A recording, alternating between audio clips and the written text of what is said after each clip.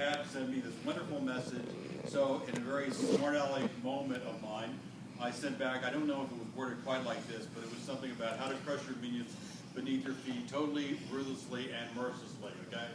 And I was actually thinking this morning of actually walking in and just telling you that's the kind of leader that I am, okay? You do what you're told. If you step out of line, I write you up like that. I have no mercy, okay? I am the boss. You know at the moment you walk in. I don't care if you're miserable, okay? As long as you do your work and you meet my standards. And the simple fact is, okay, it doesn't quite work that way. So I kind of decided to tone that down a bit. Actually, the subtitle was supposed to be Leadership and Management, but I really thought that I would start, this was the original slide on this, was how to be a benevolent ruler. And my first hint is don't be like this guy, but that was that's the thinking that started this. And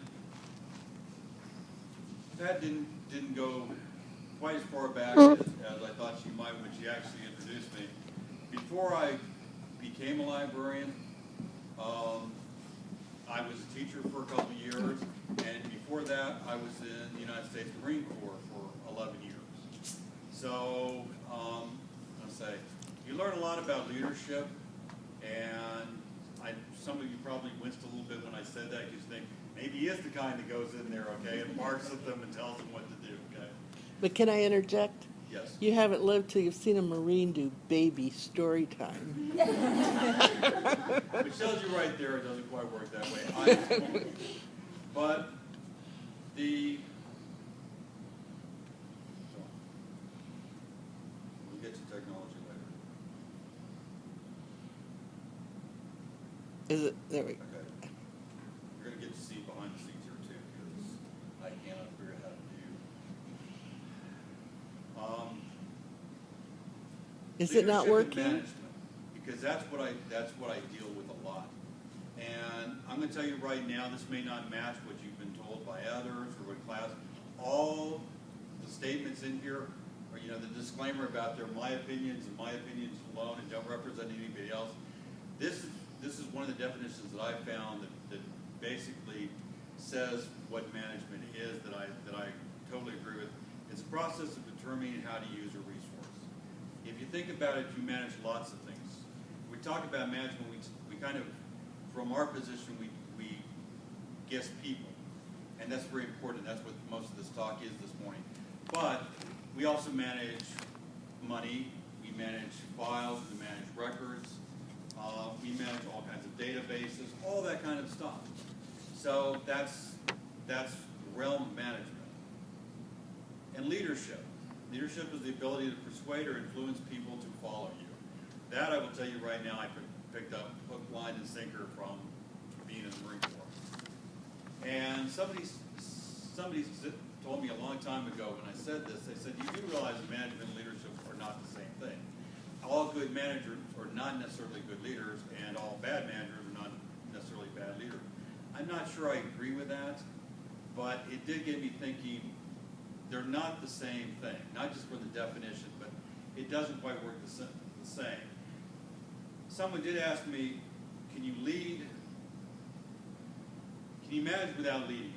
And I thought about this long, hard, and my theory is you can do that if you have a job like the old factories, the assemblies, where you have somebody, you come in at 8 o'clock, if you're late, you get docked, but you come in at 8 o'clock, you assemble something on a line, you have to do so many within a certain amount of time, you know when you get your breaks, you know when you get your lunch, you walk out that door, there is no leeway. It's absolutely rigid. Now, as most of you have probably guessed by now, and I'm curious, how many people here work in a library already? So a lot of you, okay? Do you know any jobs like that in a library? Because I actually, last night thinking about this and going over this again, I actually did come up with one job in one situation I've been in it was kind of like that. But otherwise, no. You have to deal with people, and people are not rigid. Even in the military, they're not rigid. They don't sit there and tend to think like that. So you have to lead them. For those of you who have been in libraries, and I think almost everybody raised their hand, you know that people get into arguments. They don't always see the same. There's a little bit of politics to be played with, and that's because they're human beings. So basically what I'm saying is if you have a human-free environment, you could theoretically manage without leading, but you can't do that in libraries. Going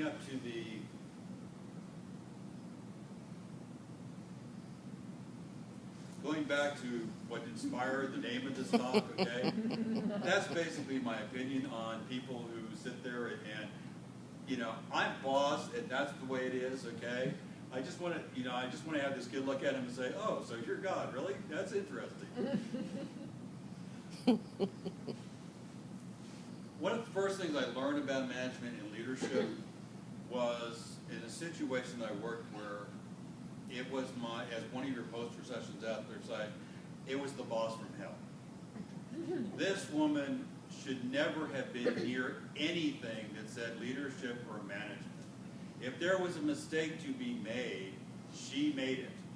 And originally I thought, maybe I could just build my talk around her because she was that bad.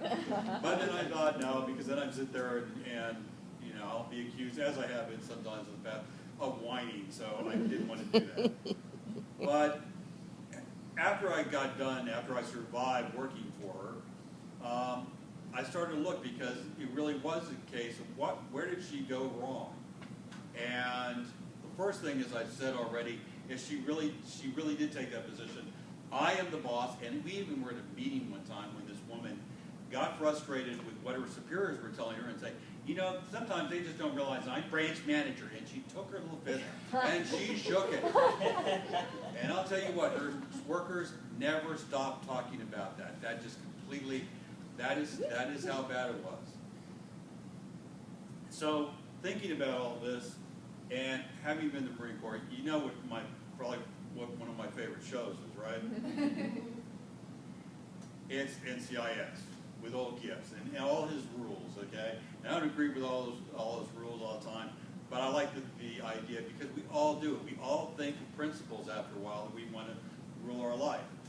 So these are basically Scott's rules, okay, of management, but they're not, okay, Scott's rules, not his rules, okay? And by the way, I never, ever head slap anybody in the life.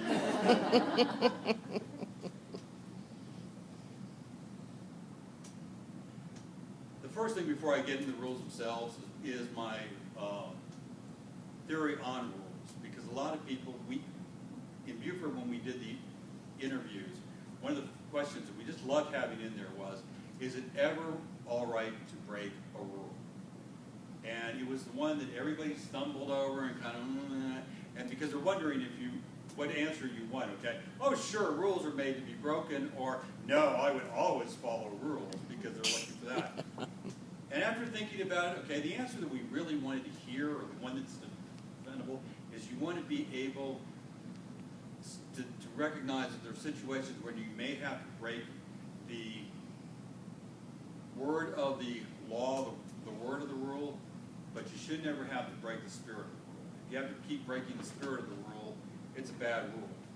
An example I'll give you is when I was in Bluffton, and when I worked at Bluffton, we had a very big problem, as many of you probably have, is that people would come in and use the internet, and they would have a 2 or 3 or 4-year-old, and they weren't old enough to be in the children's room by themselves, so they sit over by the internet, okay? The child is absolutely miserable, and you know what starts happening, okay? It might, if you're lucky, last like 20, 25 minutes before it just gets totally intolerable. So my solution to that was, well, you know, we need the kid in the children's room. Let's bring the child and the caregiver into the children's room. So we didn't have internet in the children's room. That was a no-no. But we started to. We had 2 what we call parents use internet. And you had to be a parent and you had to have a child to use those 2 stations in the children's room.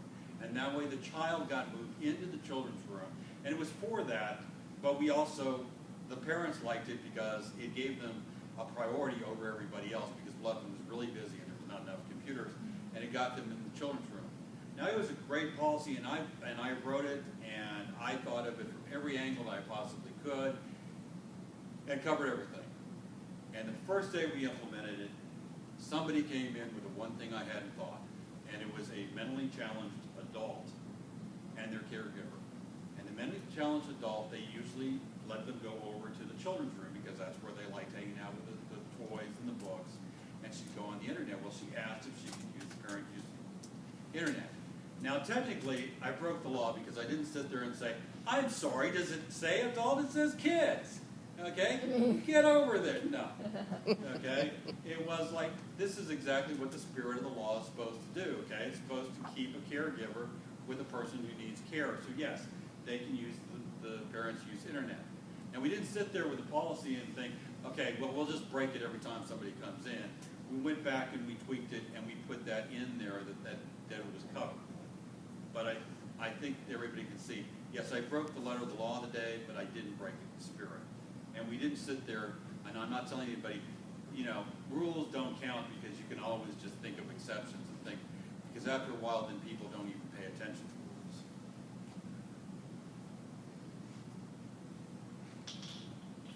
Rule number one, and this is one thing that the person that I was talking to that I told you about really didn't think about it really needed. This is, or really didn't think about it needed. And this is very true, okay? In my own experience and experience of people around me, okay? You've got to know that you're in charge. You know it, you act it, and you shut up about it. You don't go around going, I'm boss, I'm boss, I'm boss. The first things I learned from a library director, a very good library director when I started, she said, the more times you have to remind somebody you're in charge, the less you actually are in charge. It works exactly like that. And you've all seen it, the person who walks around, I'm in charge, and they really aren't. They have no idea what they're doing. Everybody's covering for them. They tend to be pathetic. So remember that, and never throw it in somebody's face. The old example of shaking the fist, it just doesn't work. Okay? If you have to gloat over your workers, if you have to crush your minions under your feet that badly, it is not going to work. Did you want to put it on the slide? The only thing is if I put it on the slide, I can't read the notes underneath. I don't Aha. have here. Aha, okay. Hint, just print those out next time. That's what I do. And then I would have had I was trying to find a way for you to do that. You can do that with Google Presentation. Yeah. Split Oh, okay. I just wondered if you I just... can't see, I can't. Okay. You're all right. Well, you get all to see all the sneaky stuff coming up. Yeah, and that's why I think. think... Okay? But I apologize. But you're talking about lots of other interesting things besides the slide, so it's good. Number two, know yourself once in a while. I love this picture. That's great. We all have weaknesses and we all have strengths, okay? Know yours and know how to play to them. And the example I'll give you here is I have a terrible weakness and I'm always working on it. I think I'm getting better at it. But if you hand me something, somebody else hands me something, somebody else, I have started off with just a notepad at a meeting and come back to my office with about that much paperwork in my hand. And the problem is that the one important document that had to be done tomorrow is like at the bottom of that pile. Okay? And somehow it always sticks to something else or gets paper clipped to something else. And then the person's calling me tomorrow going, I gave you that form yesterday. So I have told my workers, I know that sounds pathetic, okay, but they're my minions, so they have to follow me. I've told them, okay, never give Scott an original. Don't depend on Scott to keep that original. If you have to give him the original, at least make a copy. And you know, it's kind of surprising because it's kind of ironic, but I have lost less things since they've done that, because I very rarely, but occasionally, they'll call up and say, remember I gave it to you? And occasionally I wonder if they really did or not, but that's okay because I said, but you kept a copy, right? And they usually do, they've learned by now, okay? And they do, and it gets faxed in or sent in and we're right back on track, okay? Like I said, I'm working on it, but I just recognize it's a weakness. It's better than sitting there going, oh my gosh, I've lost it, where do we go? And trying to blame somebody for it, okay? Fine, I'll take the blame for it, there's the solution. Number three, try to be an adult. You may be the only one in the room. And I've had those meetings, you probably have had those meetings, okay? I think it is a natural human trait, I really believe this. that we all stop on some level in our behavior when we get to high school. I'm just convinced of that. You push anybody to a certain point, they will revert to back where they were at 14 or 15. And unfortunately, some people just do it a lot. And it just, I say, don't fall for it. Sometimes when you go into a meeting, I'll cover this from a different angle a little bit later, just know that you have to be the adult in the room, even if others aren't. There's no excuse as a manager, well, somebody screamed at me, so I scream back at them. Okay? Because you don't scream back at them, you scream at the entire room.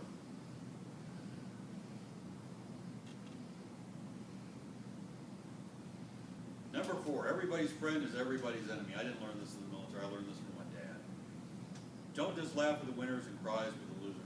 People who straddle the fence, and I'm not saying don't compromise or look for a middle ground, but people who straddle the fence, if I tell you, yes, I think your plan is wonderful, we'll go with your plan, and I come over to you and say, I think you have some massive mistakes, okay? Or, going back to this really bad boss I had, she would agree with everything that she was told. The last thing in her ear was the last thing she heard. That's what we all said. It was like, did somebody talk to her? Yeah, but somebody else talked to her. So she's been here, there, everywhere. And it's like you never knew where she stood, and it ticked everybody off. It didn't matter if you were the last person, and I absolutely agree with you, because you don't know that. Maybe she'll go talk to you next, and then she won't agree with you anymore. And unfortunately, it leaks out too. It starts to get your workers turn against each other, and that's really unforgivable. That causes a very bad atmosphere. It's just, as the bottom note says, basically, it's a form of not showing loyalty. You've got to stay true to yourself to stay true to others. Communication is important. So say what you mean and mean what you say. Don't sit there and say, well, maybe if I phrase it this way to this person, maybe that'll get them thinking, or play politics. Start off with at the default that this is what I mean to do. It may change, you may influence it, but admit that you changed it. But mean what you say what you mean. If I'm going to do something for you, I'm going to go out of my way to do it. If I can't do it, I'm going to explain to you why things changed and I couldn't do it. Okay? But don't be well, he says that or she says that, but we're not so sure about them. Okay? On communication, and I basically combined some of these because I think I came up with a list of about 40 rules, and I decided, okay, you've got too many rules, Scott. But emails. In my experience, emails. I cannot believe what people put in an email and send out there without thinking. And I've seen so many people get in trouble. And I've gotten on my people several times. It's like, what were you thinking? And it's like, well, just erase it. It's like, emails are forever. Okay? By the time you erase it, somebody's printed it out. Somebody's run a copy. Somebody's saved it to their hard drive or their server. Okay? Nothing out there in the virtual world is gone. Okay? It's out there somewhere. It just takes the person on the right level to bring it on in. At the same time, Facebook. I have had trouble with employees. So-and-so said this about on Facebook. It's like, Facebook is supposed to be social media. It's supposed to be social. It's supposed to be nice, okay?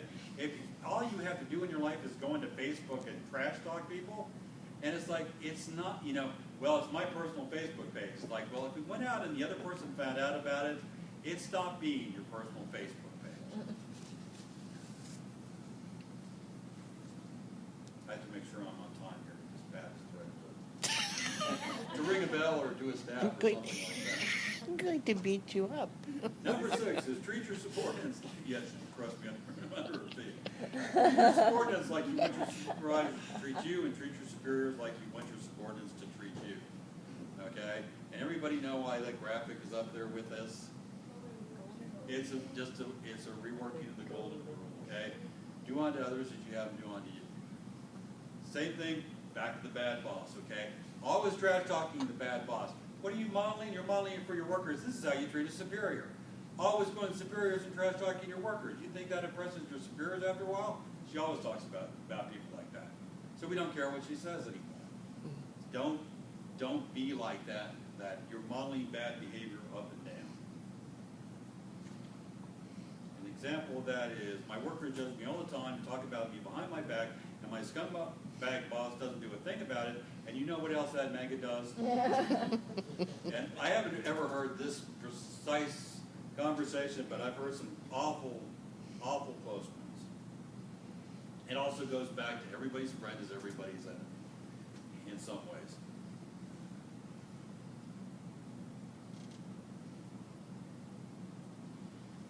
Number 7, when you see a problem, address it as soon as you can. I said as soon as you can because, especially when I got to director level, there is always too much to do, and every time I go to do something, something else comes in the way. I will get to it as soon as possible, and it also becomes a matter of priorities. But as soon as I possibly can, especially on human resources, situations, because it involves people. People, I say, if they're having difficulties, they're having difficulties now. They're suffering now, and they want solutions now. Maybe you can't give it to them, but if they know you're going to get to it as soon as possible, they'll respect you more. Never, ever, and back to the bad boss, okay, anytime a problem came up, well, get over it. It's like, you know, they made you a boss for a reason. We're having a problem. It's not just about, it's obvious we can't work it out. You need to get on it. And the other note about this is the wall collapsed or the dike collapsed because of a little hole. Okay, the little hole grew and grew and grew. At the beginning it was fine, but nobody took care of it, so it got to the point where you couldn't take care of it. Number 8, strive for consensus. Be a builder and unifier. Don't escalate, de-escalate. And I'm going to talk about that part first, and then I'll get to the second part. You're not always going to have consensus, but you should be able to have peace. Try to bring people together. Look for the middle ground. Don't try to play people against each other. Don't sit back and, okay, well, you guys argue it out, and then I'll come up with a solution. Okay? Have some input in it. The second part is be careful with the devil's advocate routine. Okay? And the line with that is if you've already grown horns, you probably passed being the devil's advocate. I know people who sit there in meetings and all they do is every time you think you have a solution to the problem, well, let me be the devil's advocate here, okay? As in, basically, you can't really do that because I'm going to come up with some problem to do it. They don't have any solutions. They just want to point out the problems in yours. And they love being the devil's advocate. And when I worked in Buford, we had a couple people like that. And a real-life situation in this case was when I went to work for Buford, it was 1995. And at that time, we had two policies that needed revision. We had an unaccompanied minor policy that needed revision that wasn't working at all, and basically everybody was ignoring it because it just didn't work. And we had a collection development policy that didn't cover music. It didn't cover CDs, so we couldn't have CDs in our collection. And every time that somebody would mention either of these policies, if it was the unaccompanied minor policy, that the devil's advocate was always, well, we need only one place where we can call if we have an unaccompanied minor. We need one law enforcement number we can call. Well, Buford County is so large that their library comes under 3 different police authorities. It comes under the Sheriff's Department, the Bluffton Police, and the Buford Police. So it was basically a stopgate. The policy could never be finished because we could never unify it. And it was just a matter that people wouldn't look at that. They just had something to throw in to object to it. The music policy was a problem that, you know, we could get a CD. What if we get a CD and somebody has a curse word in one of the songs? What happens if it's not music that people want? And it just went on and on. It took 9 years to get that music policy past the devil advocates. By the time we got it, the youth service coordinator at the time called me and said, oh, you can get CDs for teens. And I said, too late. And she said, what do you mean? I said, no teen uses a CD anymore. She said, really? I said, really? They download everything, right? I mean, okay, if they use a CD, they download it and they throw it in the corner, okay? I know that from nephews and nieces. you know, they just don't pay attention to it. And it was just because 9 years to do a policy because of this. And the unaccompanied minor was even worse because, as I said, I started in 1995. Half a year, 6 months before I left Beaufort County, I then became in charge of this policy and still ran into difficulty because I couldn't get it through people. And I finally called a law enforcement person, and they told me it was like the heavens opened up. Beaufort had decided to have a common dispatcher. So you called this one number, and they decided what authority it went to. We were around the problems. That policy took 17 and a half years. 17 and a half years that system went without a policy because every time it came up, but what if? What if is great to a point, devil's advocate's great to a point, but 17 and a half years is a little bit overdone.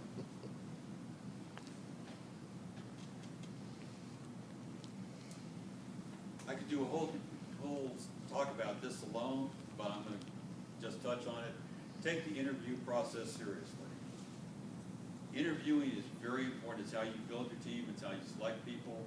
I know that some of you, probably a lot of you, who already work in library, you've got that person in the library that you just can't figure out how they got there. Okay? They did so well in their interviews, and then they turned out to be like these two. Everybody knows who these two are, right? Okay? Megan from The Exorcist and Damien from The Omen. Okay? It's like, what the heck did it? And, you know, there's always going to be somebody who sneaks through, but a lot of times if you go back, we didn't ask the questions we should have asked on the interview. We didn't ask what we wanted from this person, and therefore we didn't get what we wanted because we didn't ask for it. Okay? The interview sets the tone in a lot of ways for that person's career with you, and for their interaction with the rest of the team. You know, if you get a bad employee, one bad employee can make a whole situation really bad. I mean, I could name people in my experience that it was that one person, once they got out of that branch, it was like everything worked.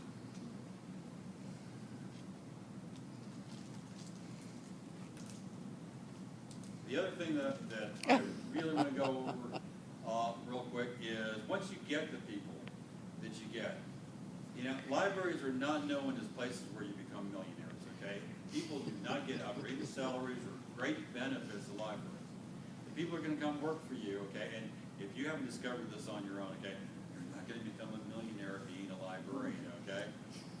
You do it for other reasons. You do it because you like to interact with people, you love information, you love bringing the two together.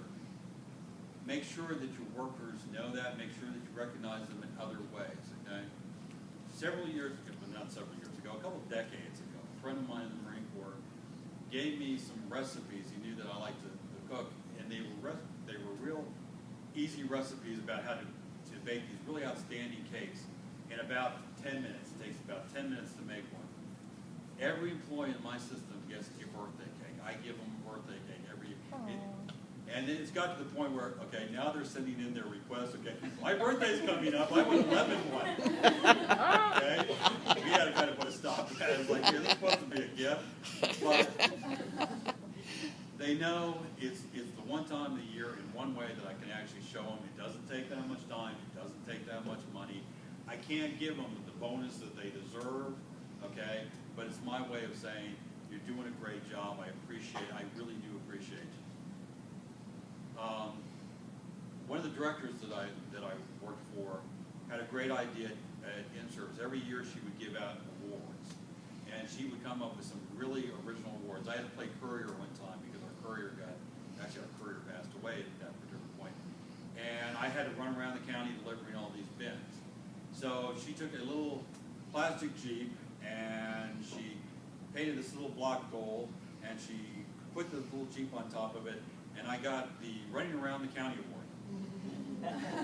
And she would look every time to see what staff member had gone above and beyond and came up with that. There was a computer person who had the responsibility of training everybody in the system when we migrated to another circulation system. And she took a little plastic train and glued it to a little gold block, and he got Trainer of the Year. Get it? Trainer of the Year. And, you know, They sound kind of silly, but it's amazing. Everybody, they were on your desk, okay? It's the way you showed off, okay? You've got 3 of these. I've got 5 of these.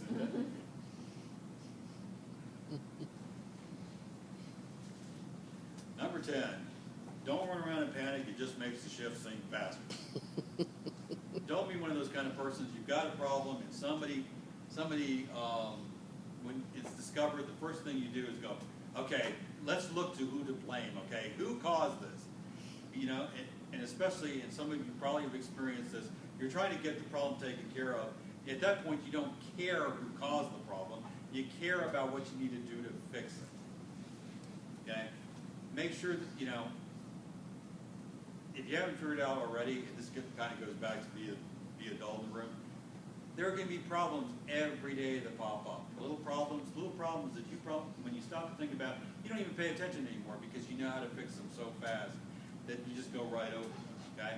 Be that kind of person even when a big one comes up. When I first started as director of AHJ, it was kind of like they were trying to throw problems at me to see if they could get me, okay? It's like 18 years over in Beaufort County, and the time I was in Beaufort County, it grew from a very small system to a rather large one. It was like, I've seen everything. It's like, nope, seen that one. It's like, nope, seen that one, seen that one, seen that one. It took them 6 months. Someone came up to me and said, oh, I needed a worker on Saturday to work for me, so I hired them and they're starting Saturday. They probably would have got me and I probably would have completely lost it at that point, except I didn't know you could do that. So I was like totally in shock. But it took them 6 months to actually come up with something that I had never seen. And then I found out how they did that, and I'll go into that a little bit later. But it just, be the kind of person who, yes, I don't care what you throw at me. I may have to take a breath, you may shock me for a few minutes, but then I'm going to help you figure out how to solve it, okay? I may have to get lots of heads in to do it, and we get everybody's head together to do it, but we're going to do this. The next one's not so much a rule as it is just a basic statement. Okay, stupidity is ignorance mixed with arrogance. And I've said this to a couple people because, not the bad boss this time, but her little sidekick. We used to go around, and every time that somebody presented a position different from hers, she'd go, that's stupid. That's stupid. That's stupid. This woman never did any research. She never looked at the situation. She just knew she disagreed with it, so she dismissed it by going, that's stupid. And I looked at it and it's like, you know, we're not all stupid. She's stupid. Why is she stupid? And it was like, because she was being ignorant and she was arrogant about it. She was stupid and she didn't know it. Ignorance, the way I look at it is, if somebody asked me to do brain surgery tomorrow, okay, I'm not stupid, I'm just ignorant. I know no idea what to do in brain surgery, okay? It's not like I might not want to know, especially if you give me scalpel and tell me I have to do it, but I don't know how to do it, okay? That's ignorance. If I sit there and go, oh, well, of course, brain surgery, after I've had lots of situations more difficult than that, give me the scalpel and I start to do it, okay? That's stupid. That's my philosophy in this situation.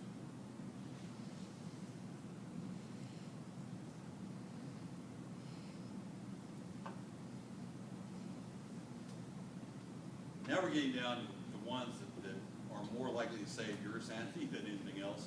You can't do everything, but do what you can do. The little things count too. There are things that you can't do anything about.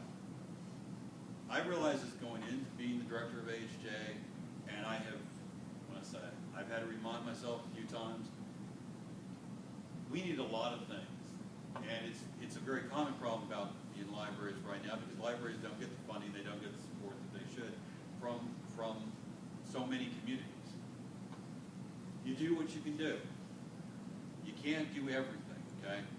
Don't start off because you're going to drive yourself crazy, you're going to drive your workers crazy, okay? If you go into a little system that has no money and can barely buy books, don't sit there and go, oh, you know what? We need to buy iPads for everybody, or we need to do e-books for everybody, okay? Think about it before you go into it. On that note, and I'll get to the second part of this in a second, but on that note, now I've totally lost my train of thought. About waiting for a I fight. didn't make a notes at the bottom like I should have. Okay. The little things count too. And there are things you can't do anything about, okay? Like I said, a lot of management is human resource managing people. Sometimes you can't do anything about it, okay? Sometimes they come in with the gloves on, okay? Two people aren't getting together. I can usually do something about it, but I honestly have had to face the situation sometimes, you know, it's not my fault, okay? These two people should not even be on the same planet together, much less in the same branch. When I first came to AHJ, there were 3 people who were having problems in a branch. They had had problems for 7 years.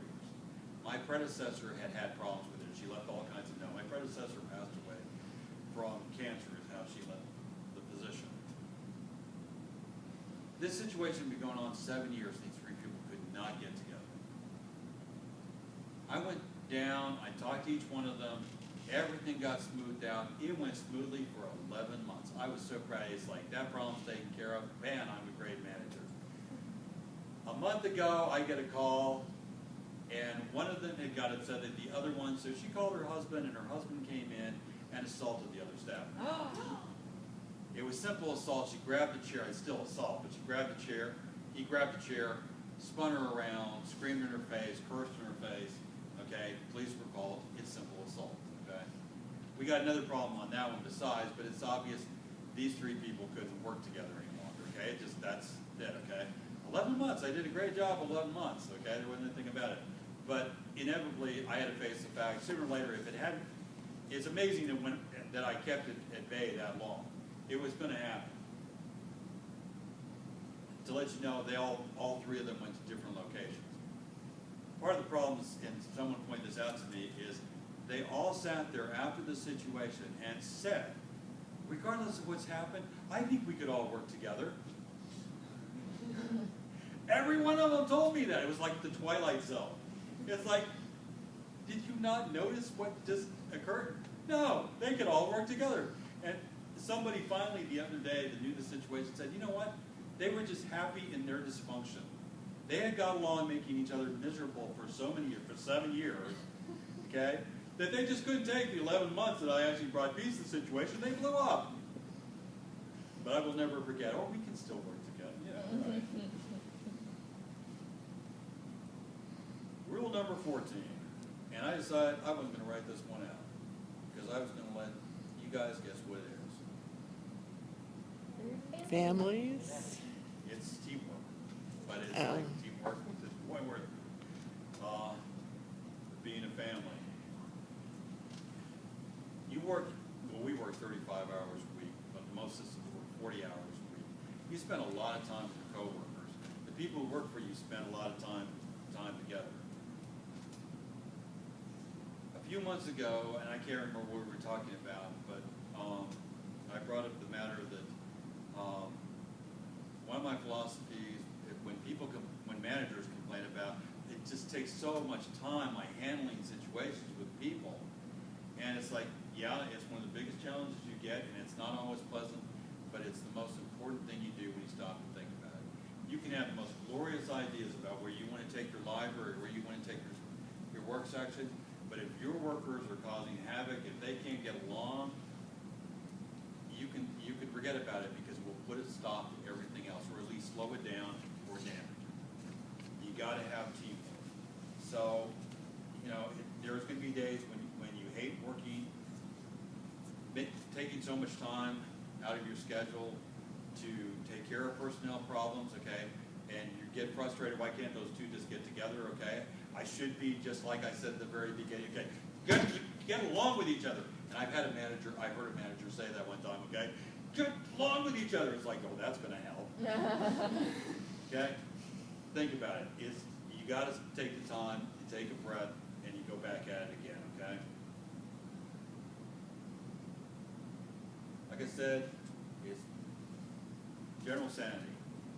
A lot of where I think people go wrong is they have an ideal where they want to get. And it's great to have an ideal. If you don't, you need to form an idea where you want to get. But the simple fact is that you may not get there. You may not quite, you want your library to grow to be 18 branches, well, you only get to 16, okay? But you know what? You can sit there and be totally frustrated that you didn't, or be a perfectionist and set a goal to yourself that you absolutely have to make, and then you run into other problems because that's all you obsess about is the fact that you didn't make that goal, and you forget that part of life is the journey. Okay, like somebody said, when we're living comes down to it, when we get through life, what we're working for is the day we die. Okay, you're not going to get out of this world. You've heard all the comments about that. It's enjoy the journey along the way, and it's the same way in your career. Okay, you may not get to where you thought you were going to get to, but there are a lot of other rewards along the way. Okay, ideals are just that. These guys, whether they look at it like it or not, are having loads of fun up there. Okay, because even if anybody watches the rest of this, I watch about 5 minutes every so often. Okay, it is the most. It's soap opera for guys, okay? They carry on, they roar each other, they beat each other up. They choreograph the darn thing, and these guys are going to go out and have a beer afterwards, okay? And laugh about it, but they put on a really good show.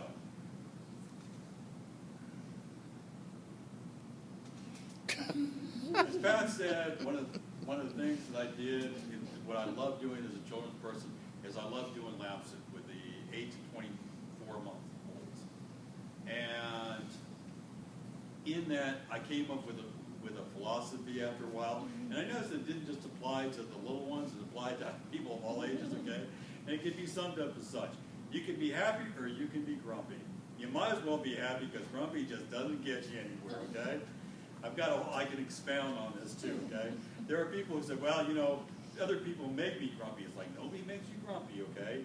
You choose to be grumpy or you choose to be happy, okay? People inspire your happiness or they inspire your grumpiness. You can tell I'm going on about this. Okay? And I said, there's lots of people who inspire grumpiness, but you choose to be grumpy, okay? I love the picture of the kid.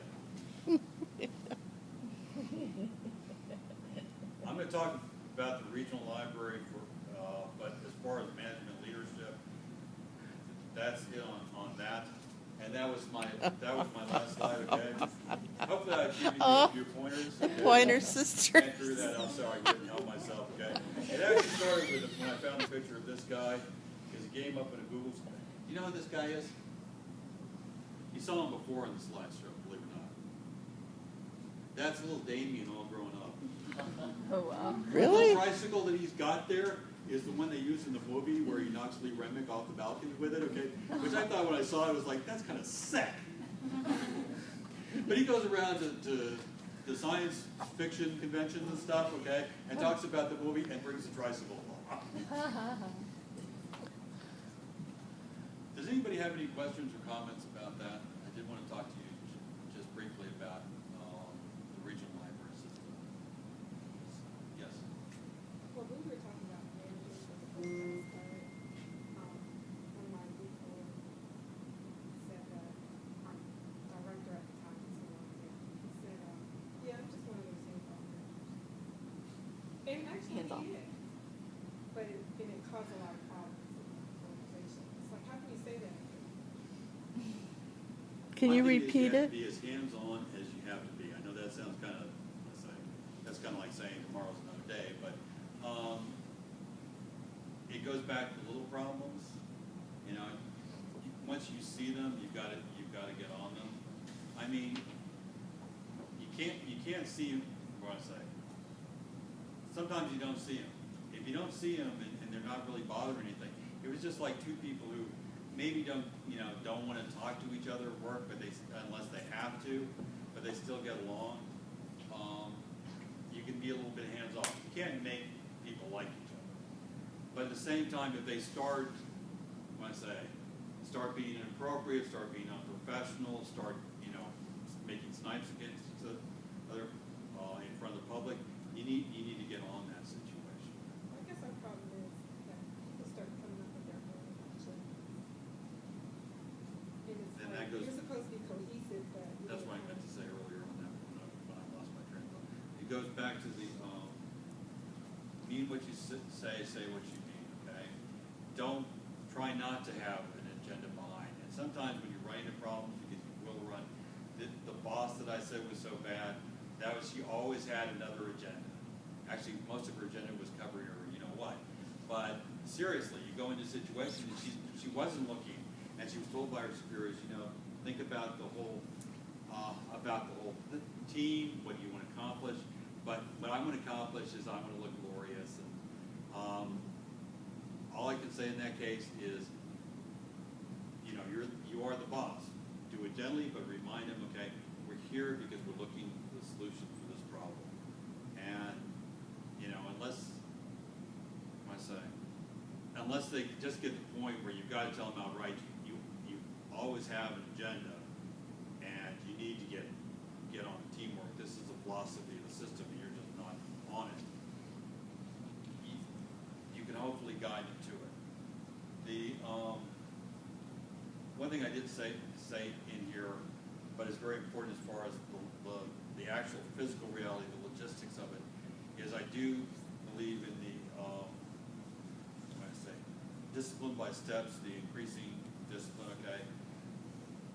Unless you've got a real problem, like one of your workers actually hurts another one, like the assault case or something.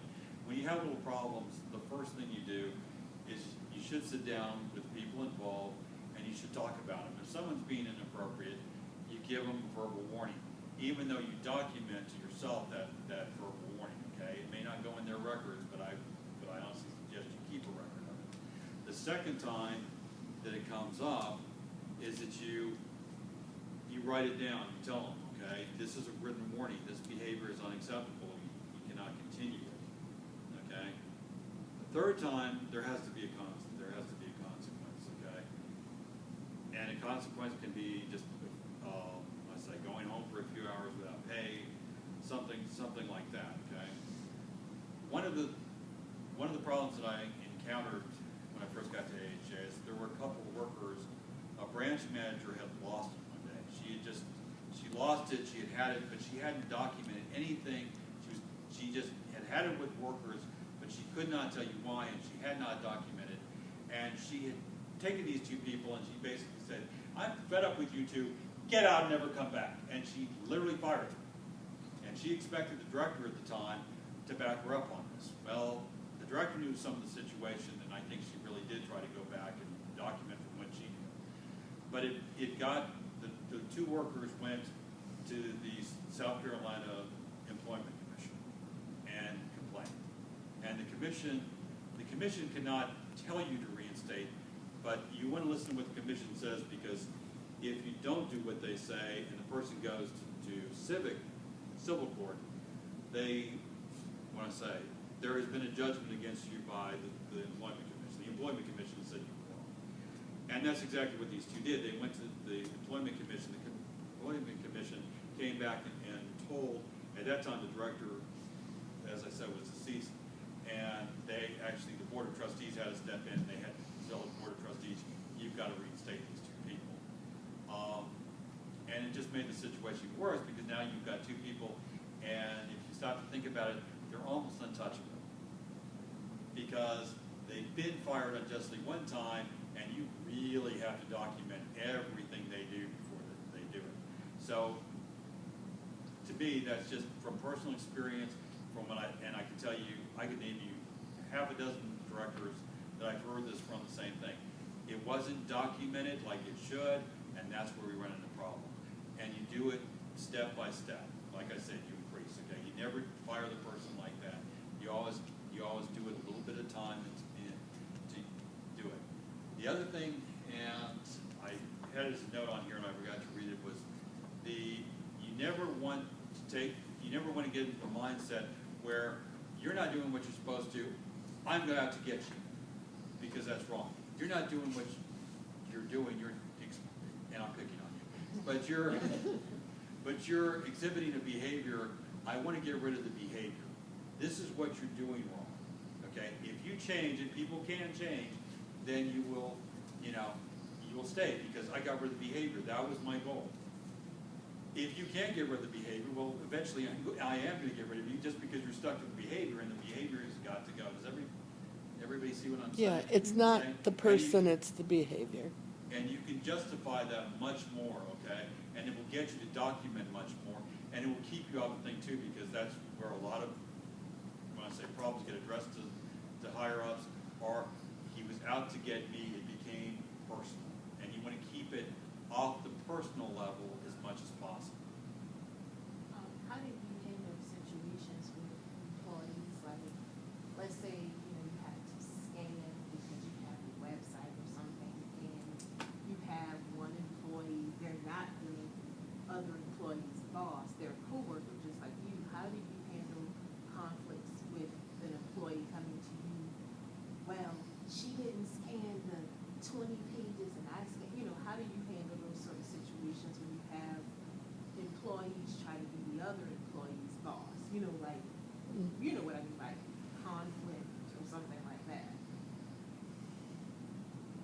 terms Number of one, an let me, employee charge. one thing I did cover is the chain of command. And I'm very cautious on the chain of command, because when you're not there, who would be in charge of the situation? Even if you have people working together, it should be like that. Now, it really gets to be difficult if somebody lower the chain of command goes around the chain of command and come to you.